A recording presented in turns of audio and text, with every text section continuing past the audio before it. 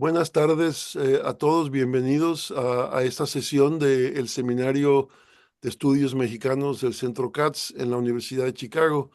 Mi nombre es Emilio Curí, soy su director y nos da muchísimo gusto el día de hoy darle la bienvenida virtualmente a nuestro seminario a el doctor Ariel Rodríguez Curi. Ariel es profesor investigador en el Colegio de México, en el Centro de Estudios Históricos, y es un distinguido historiador eh, de la Ciudad de México, de su urbanización. También ha escrito un libro muy importante sobre las Olimpiadas de 1968 y los movimientos estudiantiles. Y es también, además, yo creo que un agudo analista político de la realidad contemporánea mexicana, y es justamente sobre eso que lo hemos invitado a conversar el día de hoy. Como ustedes saben, al terminar la presentación tendremos un periodo de tiempo para preguntas y respuestas. El tema de la presentación de hoy es la 4T, una interpretación. Bienvenido a el Centro CATS, Ariel. Adelante. Muchísimas gracias, Emilio. Muchísimas gracias a la Universidad de Chicago, al Centro CATS y por supuesto a los que nos acompañan el día de hoy. Eh, Vaya encargo que me hizo Emilio para esta presentación. He estado meditando no solamente sobre los contenidos que quisiera presentarles a ustedes, sino también sobre la forma de exposición, porque en este caso estamos ante una situación bastante peculiar, en especial para un historiador como yo, de que estamos en un proceso realmente que se está moviendo. Estamos tratando de entender, supongo yo que históricamente, un presente que tenemos en el periódico del día de hoy. Entonces eso le daba un especial sesgo a mi presentación, la hace de por sí muy discutible y debatible lo que yo pueda decir, pero para efectos de la comunicación, me parece que es muy importante que yo les diga a ustedes que lo que voy a hacer son afirmaciones fuertes, estables, dirían algunos, de tal manera que si por un lado parecen un tanto autoritarias, ahora que está de moda hablar del término, por otro lado permiten registrarlas y reformularlas quizás y por supuesto criticarlas y debatirlas. No da el tiempo ni el formato para disquisiciones como tales, y me parece que es mucho mejor hacer planteamientos duros, planteamientos directos, y que ustedes juzguen y evalúen en su momento. Voy a dividir mi presentación en cuatro, quizás cinco grandes apartados para dejar planteados los problemas que yo quisiera tocar el día de hoy, ¿no? El primero de ellos se refiere a, no me gusta usar la palabra, pero vamos a decirlo así, los antecedentes o los procesos que dan pie a la cuarta transformación, a la 4T, especialmente en términos de la tradición política partidaria en México y la relación de estos con los movimientos sociales. Me parece que la 4T condensa problemáticamente al menos tres tradiciones que han estado en ebullición, digamos, o en lento cocimiento en otras ocasiones, en los últimos 50 años de la historia política mexicana. Por una parte está este asunto de la organización política abierta, pacífica, etcétera, vis a vis las formas de organización política que optan por el clandestinaje o que optan incluso por otras vías de lucha.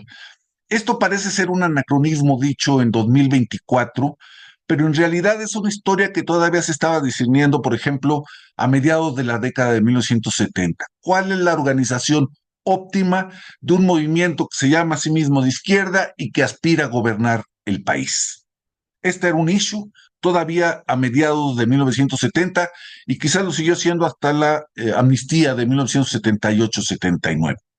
Había varias tendencias al respecto, pero acabó por imponerse una, creo yo, a la larga, que es la que defendía la organización pacífica, abierta y apegada o más o menos apegada a los mandatos y a las libertades que otorgaba la Constitución. Esto es muy importante porque son varios los grupos que van a coincidir en esta perspectiva, así como habrá otros que no coincidirán en esta perspectiva. La otra tradición o el otro proceso que recoge Morena en este caso y que da pie a la cuarta transformación, me parece que es muy importante, es una coincidencia, también una condensación entre dos de las familias, dos o tres de las familias más importantes en la historia de la izquierda mexicana.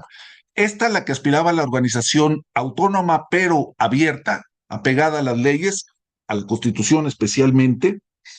La otra que viene de las élites dentro de la izquierda o dentro de grupos más circunscritos dentro de la izquierda, que es lo que podríamos llamar las élites de la tendencia nacional popular reformista, alguna de las cuales estaba presente ya en el gobierno y no dejó de estar presente en los gobiernos por revolucionarios incluso hasta la década de 1980 con la decisión de Cuauhtémoc Cárdenas, y una tercera familia, digamos, dentro de las tradiciones de la izquierda mexicana que ha pasado desapercibida y que yo se los dejo ahí para la reflexión. Me parece que es lo que podríamos llamar la versión pacífica, la versión, perdón que utilice el término, civilizada de guerra popular prolongada de los maoístas, que optaron en un momento dado, también a principios de los 70, por una organización horizontal que no decía su nombre, si no decía su nombre que era una organización política, que se abocaron mucho a la lucha por derechos, servicios, etcétera, entre los colonos urbanos, en los propios sindicatos, en el movimiento campesino. Yo creo que hay un ligero o un sesgo mayor de cierta política maoísta en la condensación a la que llegó Morena en su momento. Y esto tiene que ver con recoger esa organización horizontal que no se llama a sí mismo política, sino que enarbola, digamos, en primera instancia, la resolución de problemas inmediatos, aparentemente en una sola dirección, es decir, en relación con la autoridad constituida, etcétera. No es un dato menor en este sentido que dos de los cuadros políticos más importantes ahorita que tiene Morena, la jefa de gobierno del Distrito Federal y la gobernadora de Morelos, dos mujeres, provengan de la tradición de la militancia maoísta en México. Y son cuadros en este momento muy destacados, a mí me parece. La tercera tradición que hereda Morena y que me parece que es importante para entender qué es la 4T, es la que sobrepone o pone en primer plano en todo caso la interpelación al ciudadano y no a la clase social. Si ustedes ven los discursos de López Obrador o de Sheinbaum ahora, incluso los discursos de Morena, ponen en primer plano una apelación, vamos a decirlo así, al mexicano genérico como ciudadano y no en todo caso como un ciudadano pobre, podría ser el matiz, pero no con una interpelación que se refiera directamente a la clase social, al obrero, incluso no al asalariado en primer plano. ¿Sí?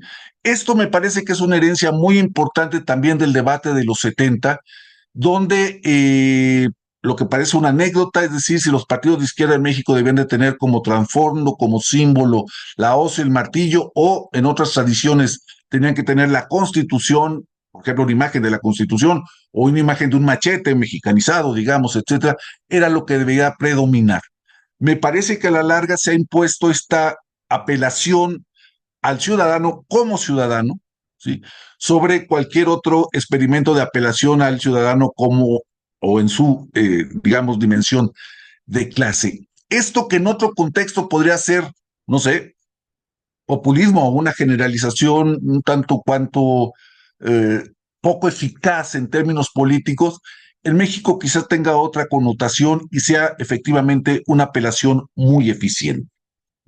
Hasta aquí dejaría yo este aspecto de las tradiciones que se eh, eh, condensan en Morena como parte de la cuarta transformación, como su brazo, digamos, político.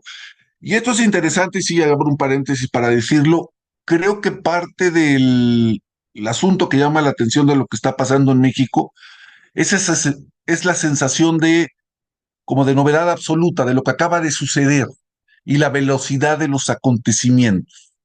Esto es cierto en términos de la gran política nacional, en términos de los resultados electorales de 18, 24, por ejemplo, es absolutamente cierto, pero me parece que las tradiciones que se condensaron en ese movimiento o en ese partido que llamamos Morena se estaban gestando, se estaban discutiendo y en cierta forma se estaban resolviendo desde la década de 1970.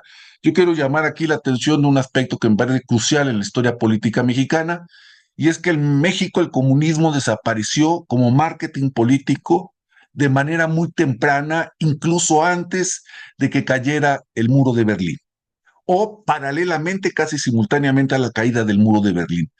Por unas razones que no han sido explicadas por los historiadores y mucho menos por los politólogos, los comunistas mexicanos decidieron que su ciclo había acabado en México y que daban pie a un partido, al Partido de la Revolución Democrática, al cual se dieron su registro ante la autoridad electoral como su heredero legítimo, siendo este, el PRD, un partido que no tenía una definición de clase estricta, que va a heredar esa ambigüedad luego a Morena, por supuesto, etcétera. Yo creo que hay que anotar ahí que la desaparición del comunismo como parte del marketing político mexicano es una cosa que debemos resolver historiográficamente y politológicamente todavía. Segundo gran grupo de problemas que les quisiera yo plantear es los campos elegidos por la 4T para no solamente triunfar, vamos a suponer, electoralmente al menos, ya triunfó en 18, ya triunfó en 24, sino para la batalla cotidiana, digamos, la política de todos los días. Creo que hay tres elementos que definen ese campo que eligió, porque yo creo que sí, esa fue una elección de la 4T, especialmente de López Obrador y hasta donde sabemos, continuado por Claudia Sheinbaum, y que me parecen muy significativas. Uno, decidió dar la batalla en el campo de la comunicación política. De hecho, sus mejores batallas son en el campo de la comunicación política. Y ahí, por supuesto, ocupa un lugar preponderante ese fenómeno que algunos miran con mucho desprecio, con mucho desdén, que otros enaltecen todos los días, pero que es un fenómeno extraordinario, que es la famosa conferencia mañanera de López Obrador y luego continuó, y ya está continuando Sheinbaum. ¿Sí? ¿Qué significa eso? ¿Qué peso tiene en el consenso generado o en la aceptación generada por los proyectos de Morena? Yo creo que está por establecerse. Lo que quiero subrayar ante ustedes es que un gobierno de izquierda, o que se llama de izquierda, ha decidido dar la batalla donde otros gobiernos han fracasado pasmosamente, que es en la batalla por las almas de los ciudadanos, a través de los medios, unos medios renovados ciertamente por las redes, renovadas ciertamente por las crisis de las televisoras convencionales, Televisa y Televisión Azteca, que ustedes saben que están hasta en la nota roja hoy día, ¿no? Es decir, por una serie de crisis donde se inserta un discurso donde el presidente o la presidenta de la República se convierten en interlocutores directos con la fantasía y con la realidad que esto pueda tener para interpelar a un público que se supone que es un público de ciudadanos y a los cuales se reserva el privilegio de informar directamente. Sea esto cierto o no al 100%, sea como yo lo digo o no, este es un fenómeno extraordinariamente importante en la reconversión de la política mexicana y me parece que está un hito que debemos también analizar. Es decir, el primer punto es que Morena y los gobiernos de la 4T, especialmente los gobiernos de la 4T, eligieron que la esfera pública era su esfera, su territorio, su campo de juego. El segundo lo conocen ustedes, son las políticas redistributivas. Y el tercero, y no voy a abundar ahí porque es muy debatible y la discusión sería amplísima, pero el tercero me parece que es importante y sintetiza los otros dos, es decir, el de la comunicación política y el de la redistribución. Me parece que la imagen autoasumida por los gobiernos de la 4T, López Obrador y Sheinbaum, es la imagen de un gobierno que gobierna. Esa es la que cultiva. Sea cierto o no sea cierto, esta imagen se opone y entra en contraste con otras imágenes que se trataron de construir, a veces de buena fe, a veces de mala fe y a veces por simple ignorancia, de que los presidentes son gestores o son representantes. Ni López Obrador ni Sheinbaum se andan por las ramas al respecto. Los presidentes gobiernan directamente a las personas y gobiernan directamente a las cosas. Hay una interpretación directa del poder que tiene que ver con esta decisión que saben transmitir políticamente. No están para gestionar, perdón, esto o aquello, sino para decidir y tomar decisiones que inciden sobre la vida política cotidiana. Me parece que, otra vez en términos de la comunicación política, este es un elemento mucho, muy valioso y mucho, muy original, sobre todo cuando al mismo tiempo en muchas partes del mundo se gesta también una profunda desconfianza respecto a lo que significa la figura del jefe de Estado o la figura del jefe de gobierno, y más cuando están encarnados en la misma persona, como es el caso mexicano, o como es el caso estadounidense, y hay una desconfianza, digamos, estructural respecto a ese tipo de liderazgos. La 4T le dio vueltas al asunto y dijo, los presidentes son para gobernar directamente sobre los acontecimientos, para bien y para mal en términos de imagen pública, porque eso tiene muchos riesgos, pero hasta ahora ha salido mejor la cuenta a favor que en contra. Eh, Hay un tercer grupo de problemas que yo les quisiera plantear, que sería mi tercer, digamos, subconjunto, para tratar de avanzar con lo que entendemos por la 4T. Y es esto que se ha llamado las relaciones de la 4T con el mundo, o la 4T en el mundo. Yo he visto muchos comentarios periodísticos, editoriales, incluso en obra publicada en libros, etcétera, de que uno de los déficits más notables de la 4T tiene que ver con las relaciones globales, con las relaciones con los organismos internacionales, etcétera. No voy a discutir ese asunto porque me parece que es muy importante y yo creo que hay gente mucho más informado y es probable que sea por ese lado una interpretación correcta. Sin embargo, creo yo, es una interpretación limitada también. Yo creo que hay dos decisiones, una positiva, digamos, una en que se asumió y se dijo que se asumía, y otra negativa, un poco por omisión, que son mucho, muy importantes para entender la 4T. La primera es que tanto López Obrador como Sheinbaum han sido muy poco ambiguos, y hay cosas en las que son ambiguos, pero en eso no, que su relación estratégica es con Estados Unidos. Me parece que ahí hay poco que interpretar en el sentido de que incluso en el diferendo y en el conflicto asumen que esa es la relación que cuenta para México. Su experimentación para acercarse, digamos, si ha habido alguna experimentación para acercarse a otros bloques, América Latina, BRIC, etcétera, ha sido más bien limitada. Si esto da cuenta de un aislamiento, yo lo discutiría mucho. Me parece que es una decisión estratégica porque entreven lo que muchos analistas de las relaciones internacionales ahora sostienen, que lo que va a prevalecer son las alianzas regionales y la integración regional, más que una fantasmagórica integración global, internacional, que incluye a todos. Y que la formación de bloques regionales muy fuertes es lo que va a garantizar la viabilidad de un capitalismo como lo conocemos o de un capitalismo reformado. Vayan ustedes a saber. Y me parece que ahí han sido poco dubitativos, ha habido poca duda respecto a que la alianza está con Estados Unidos y con Canadá, es decir, con el bloque de América del Norte. Es interesante en las historias de las izquierdas mexicanas analizar la relación con Estados Unidos. Yo he propuesto en un libro, en una historia de las izquierdas, una historia mínima de las izquierdas que publicó el Colegio de México, que el caso mexicano, el caso de las izquierdas mexicanas, tiene una sobredeterminación geopolítica. Y esa sobredeterminación se llama Estados Unidos y esa sobredeterminación se llama los 3,000 kilómetros de frontera con Estados Unidos y esa sobredeterminación se llama el intercambio comercial con Estados Unidos y la organicidad, poca o mucha, de las economías, de la integración, digamos, de las economías de América del Norte. Eso es algo que no se puede mover. Es algo que está así.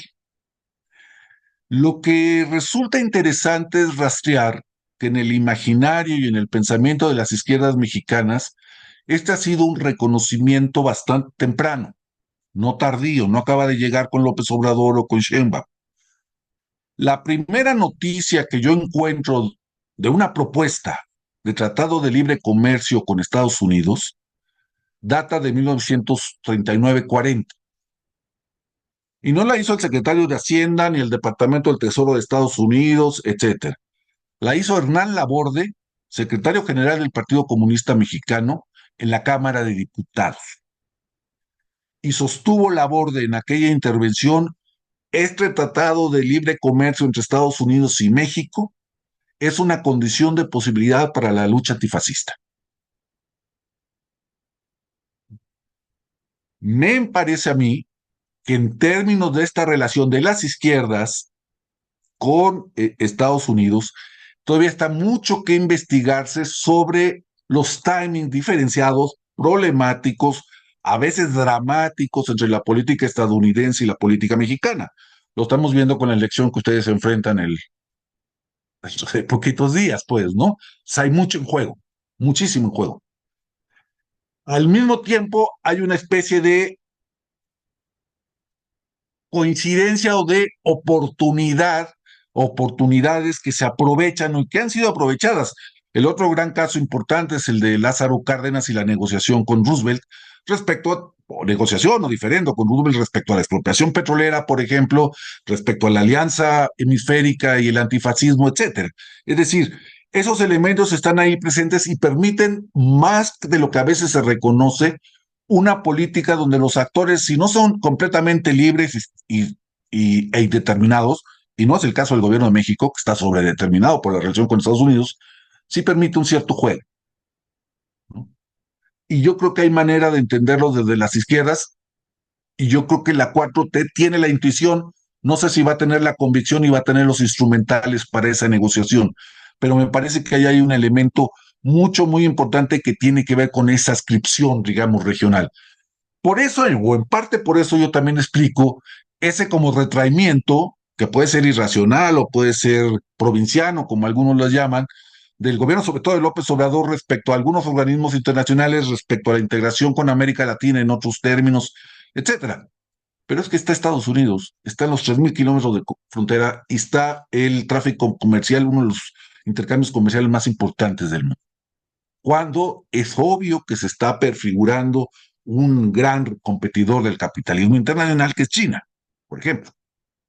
Y cuando es obvio que la integración europea está llegando también a unos ciertos límites en estos momentos.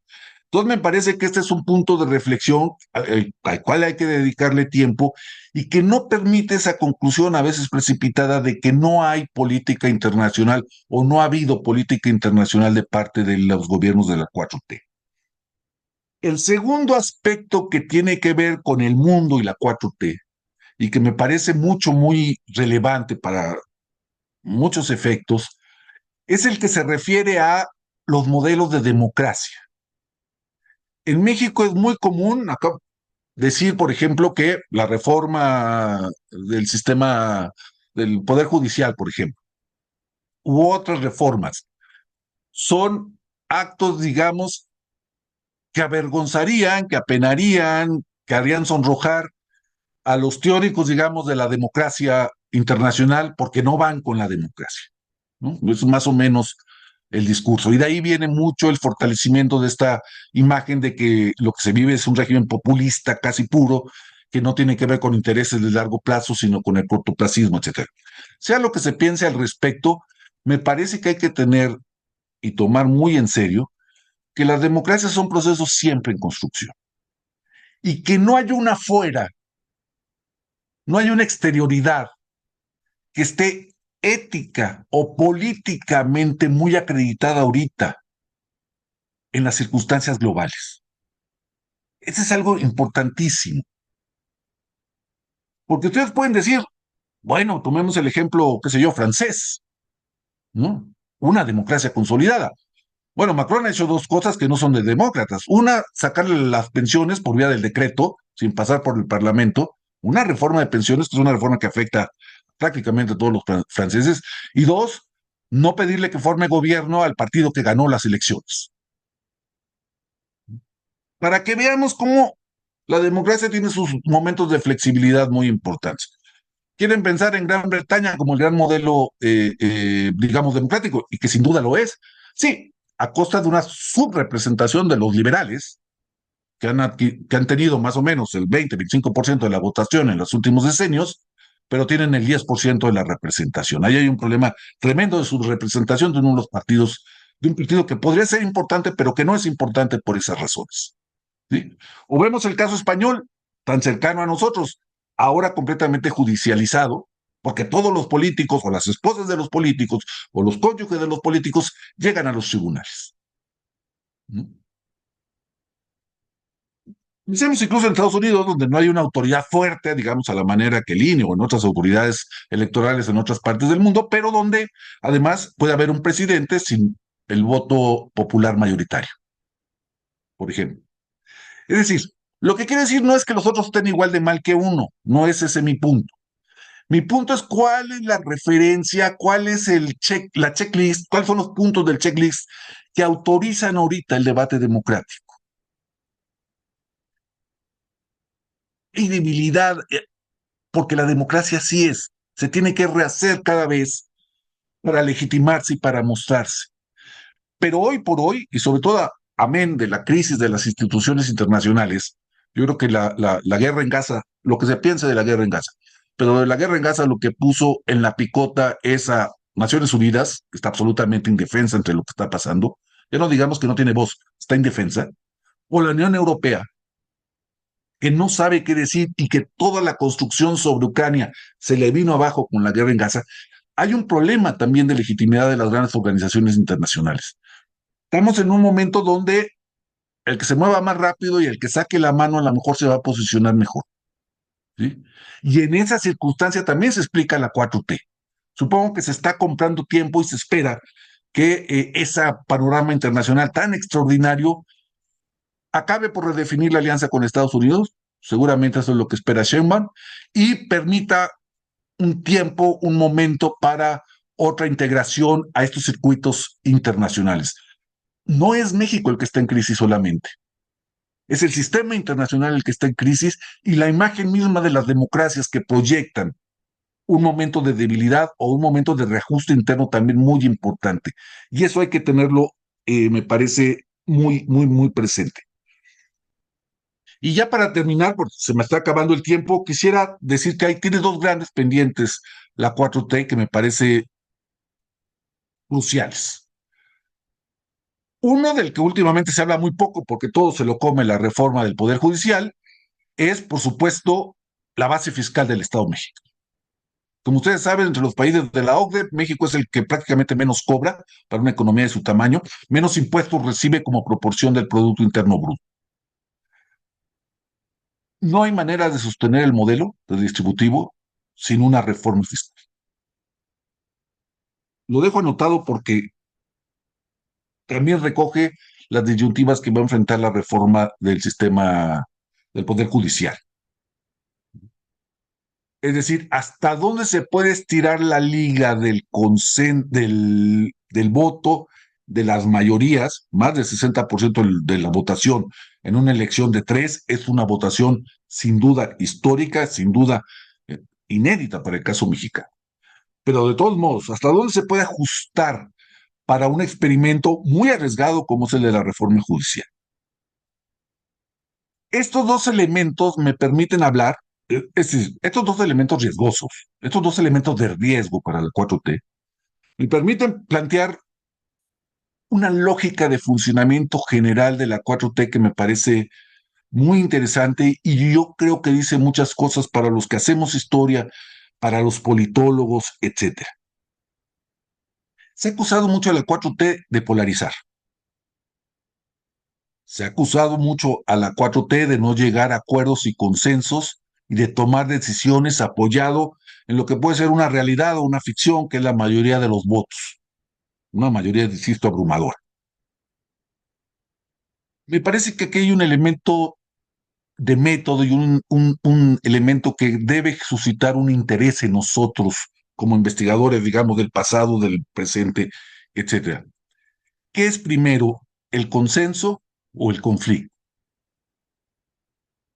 En México se parte, la opinión, los intelectuales públicos parten de que primero es el conflicto, que lo que prevalece, debe prevalecer es el consenso, perdón, es el consenso, y que a partir de ahí se aplaca el conflicto posible dentro de la toma de decisiones. Por ejemplo, la reforma fiscal o, por ejemplo, en este caso, la reforma del Poder Judicial. Me parece que como razonan en la 4T y especialmente López Obrador y ahora Sheinbaum, es que el conflicto va aclarando los términos del consenso posterior, que el conflicto antecede al consenso, que sin conflicto no es posible identificar los términos del consenso posterior, que sin conflicto no hay consenso. Algo que lo que yo estoy absolutamente de acuerdo. Es otra manera de ver la democracia. Veamos los asuntos que son especialmente conflictivos. Y yo quiero saber, porque ahí sí hay un profundo acto de hipocresía de buena parte de la oposición en México, que como ustedes saben está desequilibrada y a veces casi borrada del mapa, pero sí es bueno saber si un día hay una iniciativa para una reforma fiscal, si de veras se puede imponer una reforma fiscal, se puede legitimar vía el Congreso, etcétera, vía el consenso. Quien quiera reformar fiscalmente a este país tiene que asumir que es el conflicto el que va a tener que mezclar sus cartas y que las mayorías van a tener que imponerse ahí. No veo cómo una reforma fiscal se puede hacer por consenso. Un poco, no es exactamente el mismo caso, podríamos decir también de la reforma del Poder Judicial. Mi punto es que la democracia es una tecnología para el conflicto, básicamente, no una tecnología abocada en primera instancia a generar consenso. El consenso es un derivado, es un producto, es un subproducto. Y me parece, y con eso termino por lo pronto, es que, sí, como me dijo alguna vez un profesor italiano, Antonio Anino, muy estimado por muchos de nosotros, él vino a estudiar Historia de México porque es como un laboratorio. Bueno, parecía que no pasaba nada en este país y de repente se está convirtiendo en un laboratorio no solamente de la política real y de la sociedad real, con todos los problemas, que no hemos hablado para nada de la violencia, por ejemplo, sino también en un laboratorio de nuestros propios conceptos y de nuestras propias convicciones como investigadores. Me parece que hay un reto extraordinario para nuevas narrativas, nuevas conceptualizaciones y nuevas teorizaciones de, digamos, de rango medio. Tampoco va a cambiar el mundo desde México, ni muchísimo menos, pero hay muchos problemas que pensar ahí y hay que refrescar el pensamiento sobre esa cosa que llamamos el problema México, uno de cuyos integrantes más problemáticos es la 4T, sin duda. Muchas gracias, hasta aquí, Emilio. Perdón. Gracias, Ariel, por estos comentarios, esto que nos retan en muchos sentidos. Yo ahora voy a abrir entonces la discusión a preguntas y comentarios. Les pido que levanten la mano en la aplicación de Zoom y yo entonces les doy la palabra. Tenemos un poco de tiempo. Camilo Ruiz, adelante. Sí, ¿qué tal? Muchas gracias, profesor Rodríguez Curi, por su presentación. Y tomando su invitación final de repensar conceptos desde la experiencia mexicana, yo escucho su presentación y usted habla de un gobierno cuya única política exterior ha sido eh, someterse a Estados Unidos en toda la cuestión migratoria, en el despliegue de la Guardia Nacional para evitar el cruce de los migrantes. Usted habla de una política redistributiva que creo que en el mejor de los casos ha sido muy modesta, por ejemplo, comparada con la de Lula. Eh, Usted habla de una reforma fiscal que llevamos 6 años hablando de ella y no se ha hecho, y Claudia Sheinbaum dijo que no le iba a hacer, tal vez eso cambia, no lo sabemos. Entonces, si ninguna de esas cosas, digamos, progresivas pasa y las cosas que sí pasan son, pues, difícilmente de izquierda, ¿por qué seguimos insistiendo en llamar a la 4T de izquierda? ¿Y por qué entonces nos importa, digamos, que Clara Brugada militó en el maoísmo cuando tenía 20 años y que la gobernadora de Morelos también pasó por ahí un tiempo? Es decir, ¿por qué sería importante buscar ese legado en los años 70 si lo que está sucediendo hoy, lo que lleva ya 6 años y cacho sucediendo, es tan abiertamente, diría yo, de un militarismo neoliberal muy parecido al de Peña Nieto en muchas cosas? ¿Qué queda de la izquierda, pues? Esa es, en pocas palabras, la pregunta. Gracias. Adelante, Ariel, si le puedes contestar directamente. Sí, sí, este es un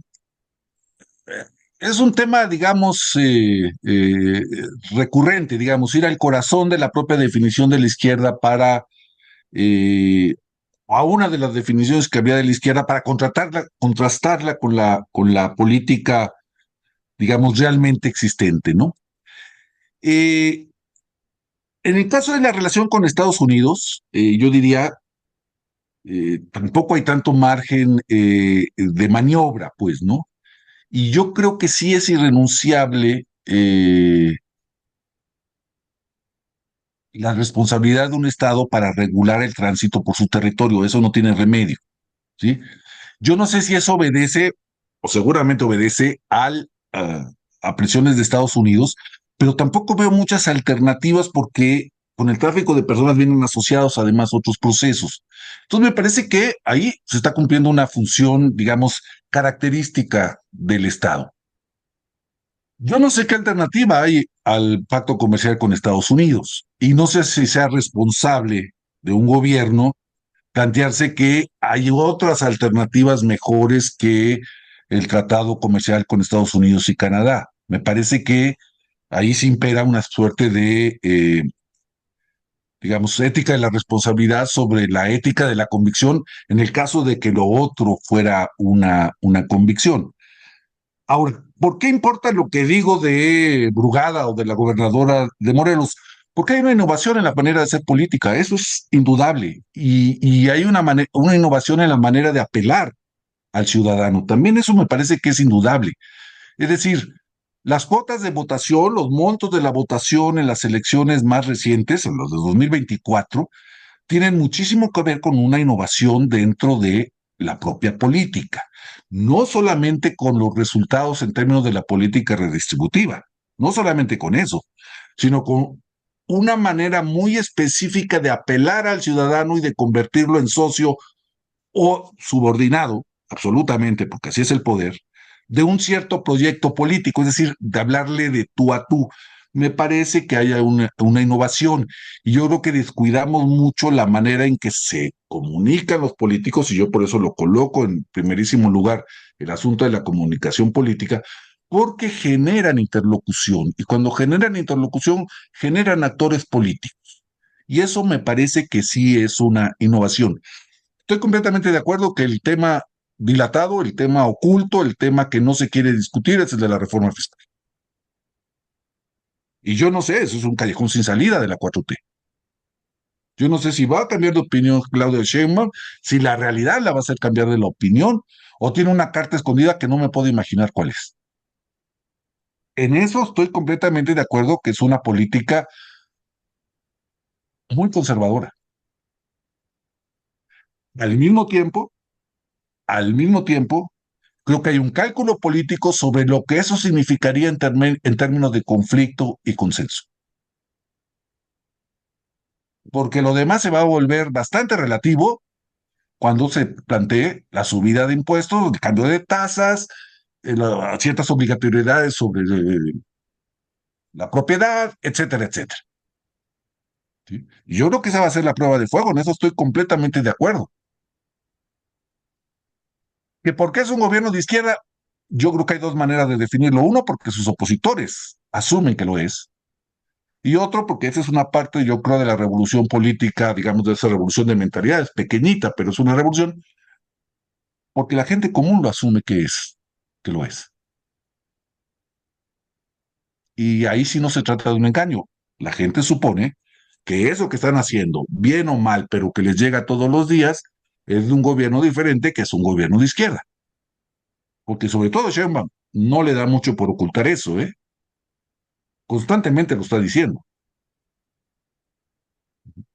Entonces yo creo que por ahí hay algunos elementos que pensar y yo creo que no podemos dejar de lado el problema, el fenómeno de la comunicación política. Eso es crucial. No sé si... Sí, bien, bien. Gracias, Ariel. Tenemos más preguntas. Mauricio Tenorio, adelante.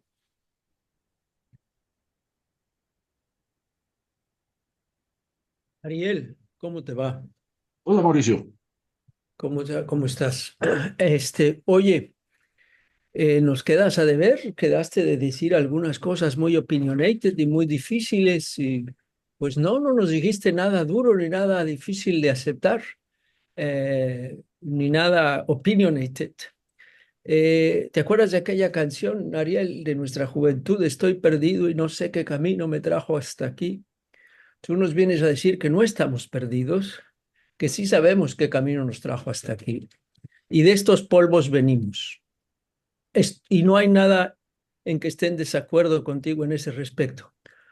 Lo que quisiera preguntarte es esto, ok, de esos polvos venimos y aquí estamos, y esto es un bloque hegemónico, donde por una parte se mantiene por las remesas y por las transferencias directas sin una reforma fiscal, una política social de redistribución muy importante, que es inédita y que es interesante, pero que es muy finita porque depende de factores que acabarán porque no se quiere hacer una reforma fiscal, porque no se quiere atacar los pactos con los ricos, por lo tanto, es finito. La otra pata del bloque hegemónico de estos polvos venimos y aquí estamos es, pues sí, Weber, el carisma. El carisma de este y el otro, pero bueno, Dios no lo quiera, algo le puede pasar al caudillo y evidentemente la heredera no va a tener la posibilidad del carisma, entonces también es finito. O se matan entre ellos o algo va a pasar ahí. El tercer pilar es el que me preocupa y es el único organizado y que no es finito. Es el poder absoluto al ejército. Cuando los dos pilares primeros caigan, lo único que queda es el ejército. ¿Cómo como historiador no está en tu esquema?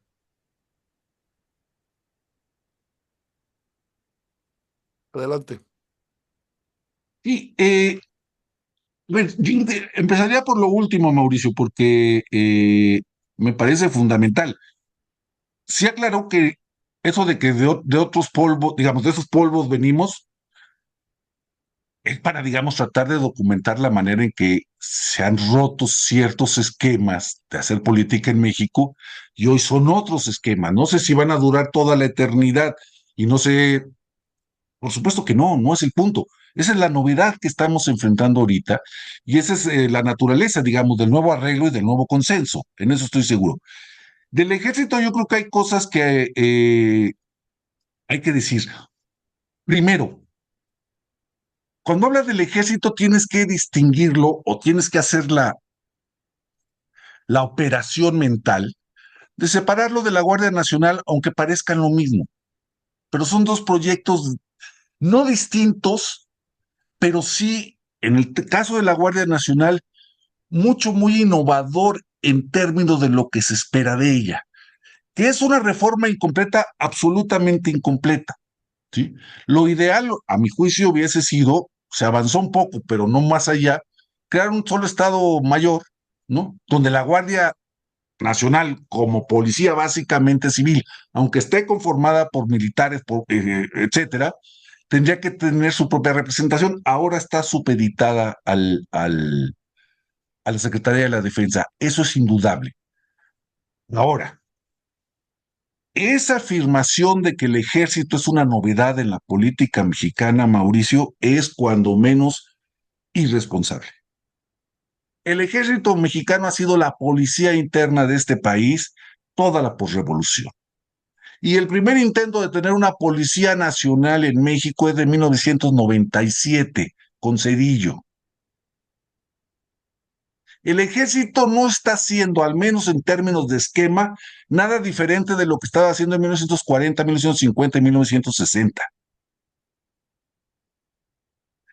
Querer decir ahora que el ejército está en nuevas funciones, porque así lo quiso López Obrador, es una verdad que ni siquiera es una verdad a medias, es una verdad como a un cuarto por ciento, a una cuarta parte.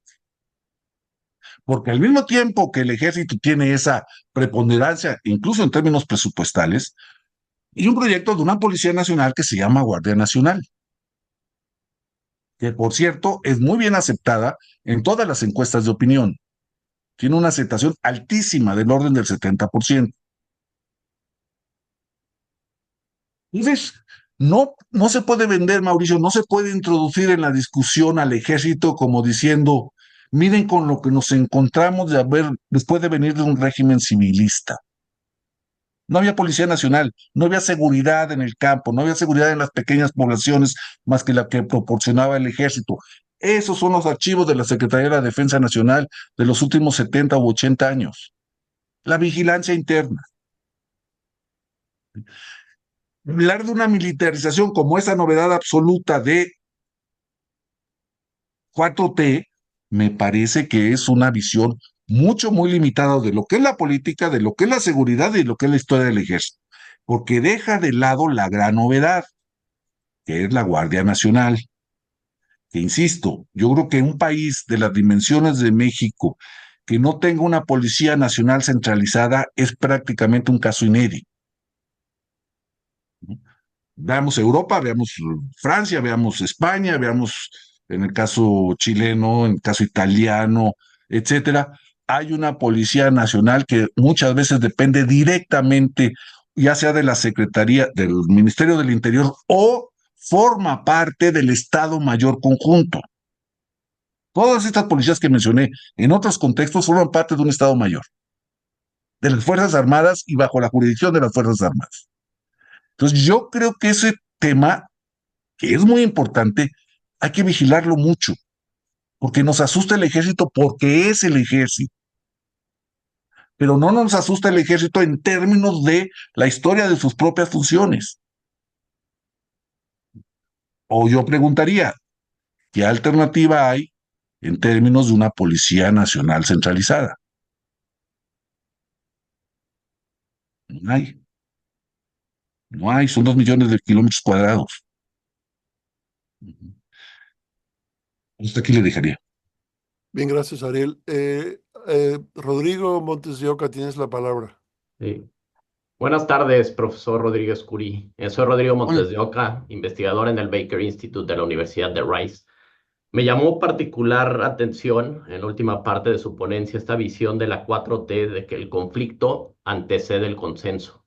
Y en verdad coincido con esta visión. Si llevamos esta visión al campo de la reforma judicial, ¿hasta dónde cree que se podría agravar el conflicto? ¿Cree que hay un riesgo de una crisis constitucional? ¿Se están empezando a desacatar fallos de autoridades judiciales? Y ahora con lo que acaba de pasar ayer con el proyecto del ministro Alcántara buscando una solución media, ¿cree que el propio consenso pudiera venir de una parte, o esta propuesta de consenso pueda venir de una parte que no sea la propia 4T? Me gustaría conocer su visión al respecto. Voy, ¿verdad, Emilio? Adelante, Sí. sí. Sí, eso, Rodrigo, me parece que es muy importante porque sí, sí es un ejemplo, digamos, de lo que, digamos, de este juego que es formal, pero a la hora del análisis puede ser muy preciso y más en términos analíticos que propiamente formales, sobre consenso y conflicto. Sí, yo creo que va escalando el conflicto, al menos en términos simbólicos, porque ya 8 de los ministros van a renunciar, según dijeron hoy, ¿no? Esa es la noticia que se recoge el día de hoy. Sí es una fórmula de conciliación la que propone el ministro en términos de que se eligen esto, pero no se eligen esto, y se eligen, entre otros, los ministros de la Corte. Digo, yo no estoy de acuerdo en que se elija el Poder Judicial. No me parece que sea viable en esos términos. Lo que sí me parece es que había que hacer algo y algo tajante con el Poder Judicial, eso sí, porque está tremendamente desprestigiado, pero en fin. ¿Hasta dónde se puede llevar? Yo el peligro que veo, no conozco el dictamen, leí unas partes, es larguísimo, pero hay una interpretación que introduce el ministro y que puede llamar la atención de algunos de ustedes, y es que equipara algunos pasajes de algunos artículos constitucionales con una ley electoral.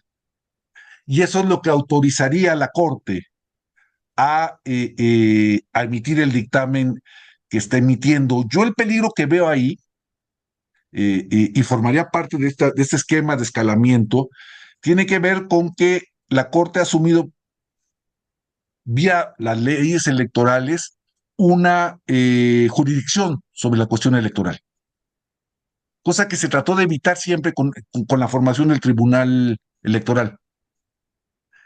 A mí lo que me preocupa es que en un momento dado en este país haya un fallo del Tribunal Electoral y un fallo distinto de la Corte respecto a un proceso electoral, porque eso sí sería una crisis de fondo. Hasta ahorita me parece que la renuncia de los ministros es en parte una salida más o menos política, más o menos diplomática, acompañada del dictamen, que ya conocerán ustedes en su momento, y también es una confesión de que van perdiendo la batalla y que por lo tanto se van a retirar, dejando, digamos, ese proyecto de resolución como un contenedor de, digamos, de los impulsos de la propia 4.3 respecto a la reforma. Pero el otro punto a mí, el que más me preocupa, más que esto que está pasando, digamos, en las élites del Poder Judicial, es la elección misma. Y yo no sé si es viable, yo no sé si se pueda realizar en los términos en que está planteado por la ley. Es una operación bastante compleja. Y yo no sé por qué el nuevo gobierno adquirió ese tremendo boleto de organizar una elección donde no es muy claro cuál es el objetivo, etcétera. Yo creo que la moneda está en el aire. Ahora, volviendo a lo que dice Rodrigo, que está en el ambiente, hay una crisis constitucional. Yo no sé si ya estamos en eso.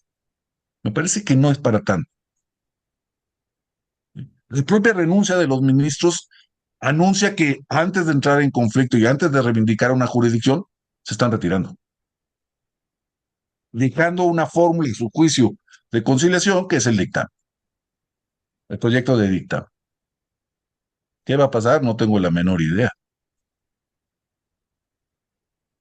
Bien, Ariel, perdona, nada más le doy seguimiento rápido a eso. Entonces, en este caso de la reforma judicial y dentro del esquema que tú planteas de abrir conflictos como una manera de ver, ¿tú no crees que ese es un caso en el que al parecer la cura puede resultar mucho peor que la enfermedad? Por supuesto que lo veo, Emilio. Y por supuesto que lo temo. Lo que quiero decir es comparado con qué. O sea, ¿cuál es nuestro referente empírico de algo así? Que no me vengan a decir que en Bolivia no funcionó, pues no funcionó. La elección ¿no? Pero es el único caso que tenemos, empírico. ¿Con qué tasamos de entrada el fracaso de la reforma? Ese es mi punto. ¿Contra qué? ¿Contra qué experiencia? Contra la experiencia de hoy, como se eligen a los jueces, se eligen a los ministros, se eligen a los magistrados. Es un acuerdo partidario, digo, como pasa en Estados Unidos con la elección cuando no hay mayoría en las cámaras, en el Senado en ese caso, ¿no? Pero ¿contra qué estamos contrastando nuestra idea de apocalipsis respecto al Poder Judicial? Eso es lo que yo quisiera saber. A nuestros cálculos, a nuestra subjetividad, a nuestros temores. No tenemos con qué contrastarlo. ¿Es válido? Pues sí, sí es válido. Tenemos derecho a tener miedo. ¿Es suficiente? No sé si sea suficiente. O alguien que me diga entre los colegas asistentes, contra qué estamos contrastando o a partir de qué estamos sentenciando que eso va a ser un fracaso absoluto. Yo me muero de miedo. Pero objetivamente, ¿en qué fundo mi miedo?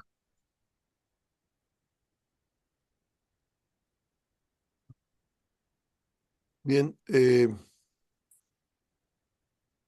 realidad, una última cosa, porque lo mencionaste y ya con eso terminamos. ¿Dónde entras tú o cómo calculas tú el tema que obviamente es fundamental y es el asunto del crimen organizado, la violencia? O sea, como que toda esta discusión asume un estado en un país, pero pues no es el caso de México, digamos. Hay amplios territorios que en efecto no controla o no controla directamente el estado, digamos, es un factor desestabilizante profundo. Entonces, como que de alguna manera igual se excluye porque uno no sabe qué decir al respecto, pero es un tema de que el poco tiempo que nos queda, ¿qué reacción tendrías tú inicialmente al respecto? Y yo creo que ese es el, digamos, el verdadero elefante en la sala es eso, ¿no? El que está saltando y rompiendo todos los muebles es el problema de la violencia, del crimen organizado. Yo pienso dos cosas absolutamente contradictorias al respecto, Emilio. Uno, que no tiene solución de corto plazo, ¿no? Que tiene que haber un replanteamiento mucho más general, sí sobre causas, sí sobre procesos civilizatorios locales muy importantes, sí sobre una nueva presencia de la autoridad. Yo me parece que eso es fundamental. Dos, tiene que ver con el dilema de la potencia de la Guardia Nacional y sí, como se menciona ahora, Sheinbaum le va a soltar o no las riendas al ejército para intervenir en lugares muy, muy localizados como Sinaloa o como Guanajuato, porque no alcanzan las fuerzas civiles para eso. Pero al mismo tiempo tenemos reacciones como estamos militarizando el país. Entonces, desplegar fuerzas para contener una forma de crimen, no diría tan sofisticadas como a veces se presenta, pero sí muy extendidas y con mucha potencia de fuego y con algunos recursos, no tantos recursos como se dice tampoco. Es una alternativa que tiene Sheinbaum. Y al mismo tiempo, buena parte de la opinión pública dice no utilicemos al ejército para eso. Y como no distingue entre la Guardia Nacional y el ejército, es si se utiliza la Guardia Nacional, se está utilizando al ejército. ¿Cómo demonios se va a controlar eso si no se despliega y se le suelta un poco la rienda, como algunos están diciendo? ¿Me explico? Ese es un dilema. Ninguno de los dos problemas que yo estoy planteando tiene una solución fácil y sin costos. Sí hay que atacar las causas, yo creo que sí, pero eso va a tomar tiempo. Y sí hay que utilizar la fuerza del Estado, pero eso es mal visto. Bien, Hay gracias, que Ariel. comprar, hay que comprar conflicto para tener consenso. Ese es mi punto. Bien, gracias, Ariel, que nos dejes con ese pensamiento. No hay duda de que tu intervención esto nos da mucho que pensar, abre muchos campos de interrogación. Les aviso que nuestra intención, de hecho, es esto, invitar a Ariel ahora cuando llegue la primavera y se vaya el frío, que todavía no ha llegado, pero tiene que llegar y después irse, a que venga a Chicago unos días para poder extender estas conversaciones de una manera un poco más sistemática. Pues yo creo que todos estamos de acuerdo, estemos de acuerdo o no con sus puntos de vista, que las preguntas que plantea son de gran importancia. Entonces, gracias a ustedes por acompañarnos y sobre todo gracias a Ariel Rodríguez Curi por compartir su pensamiento y sus propuestas y sus provocaciones incluso con nosotros este día y en cuanto tengamos algo más elaborado, organizado con él, estaremos informándoles y mientras tanto sigan en sintonía con nosotros. Gracias a todos, buenas tardes.